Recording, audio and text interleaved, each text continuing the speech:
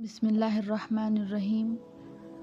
صحیح بخاری حدیث نمبر 3۔ حضرت صلی اللہ علیہ وسلم پر وحی کا شروعاتی دور اچھے سچے پاکیزہ خوابوں سے شروع ہوا۔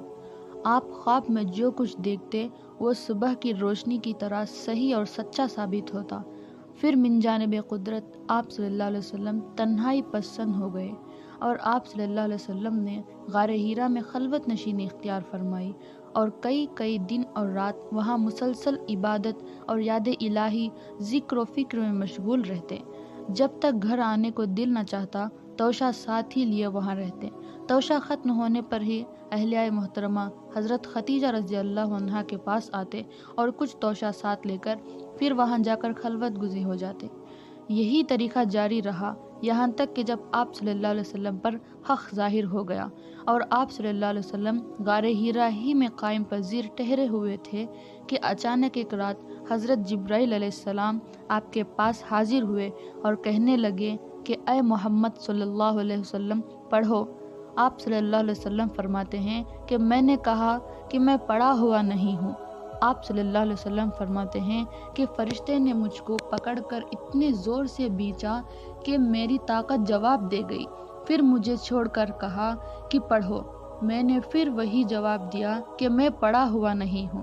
اس فرشتے نے مجھ کو نہایت ہی زور سے بیچا کہ مجھ کو سخت تکلیف محسوس ہوئی، پھر اس نے کہا کہ پڑھ۔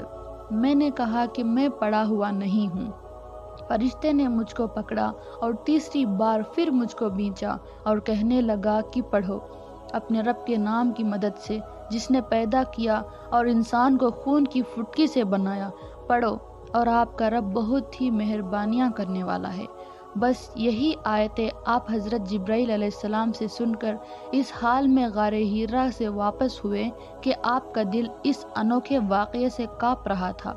آپ حضرت ختیجہ کے یہاں تشریف لے گئے اور فرمایا کہ مجھے کمبل اڑا دو، مجھے کمبل اڑا دو۔ انہوں نے آپ کو کمبل اڑا دیا۔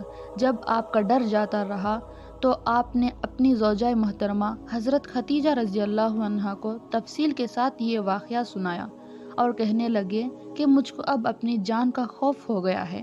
آپ کی بیوی حضرت ختیجہ رضی اللہ عنہا نے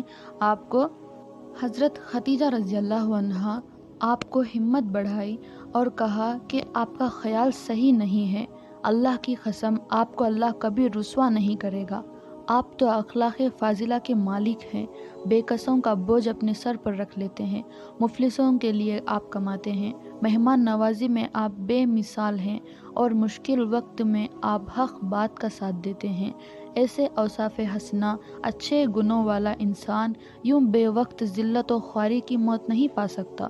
پھر مزید تسلی کے لیے حضرت ختیجہ رضی اللہ عنہا آپ صلی اللہ علیہ وسلم کو ورقہ بن نوفل کے پاس لے گئیں، جو ان کے چچا زاد بھائی تھے اور زمانہ جاہلیت میں عیسائی مذہب اختیار کر چکے تھے اور عبرانی زبان کے کاتب تھے، چنانچہ انجیل کو بھی حسب منشاء الہی عبرانی زبان میں لکھا کرتے تھے۔ وہ بہت بوڑھے ہو گئے تھے، یہاں تک کہ ان کی بینائی بھی جا چکی تھی۔ حضرت ختیجہ رضی اللہ عنہا ان کے سامنے آپ کے حالات بیان کیے اور کہا کہ اے چچا زاد بھائی، اپنے بھتیجے محمد صلی اللہ علیہ وسلم کی زبانی ذرا ان کی کیفیت سن لیجئے۔ وہ بولے کہ بھتیجے، آپ نے جو کچھ دیکھا ہے اس کی تفصیل سناؤ۔ چنانچہ آپ صلی اللہ علیہ وسلم نے شروع سے آخر تک پورا واقعہ سنایا، جسے سن کر ورقہ بے اختیار ہو کر بول اٹھے کہ یہ تو وہی ناموز فرشتہ ہے جسے اللہ نے حضرت موسیٰ علیہ السلام پر وحی دے کر بھیجا تھا۔ کاش میں آپ کے اس عہد نبوت کے شروع ہونے پر جوان عمر ہوتا، کاش میں اس وقت تک زندہ رہتا جبکہ آپ کی قوم آپ کو اس شہر سے نکال دے گی۔ رسول کریم صلی اللہ علیہ وسلم نے یہ سن کر تعجب سے پوچھا کہ کیا وہ لوگ مجھ کو نکال دیں گے، حالانکہ میں تو ان میں صادق و امین و مقبول ہوں۔ ورقہ بولے، ہاں، یہاں سب کچھ سچ ہے، یہ سب کچھ سچ ہے، مگر جو شخص بھی آپ کی طرح امر حق لے کر آیا، لوگ اس کے دشمن ہی ہو گئے ہیں۔ اگر مجھے آپ کی نبوت کا وہ زمانہ مل جائے تو میں آپ کی پوری مدد کروں گا۔ مگر کچھ دنوں بعد ورقہ بن نوفل کا انتقال ہو گیا، پھر کچھ وقت تک آپ صلی اللہ علیہ وسلم پر وحی کا آنا موقوف رہا۔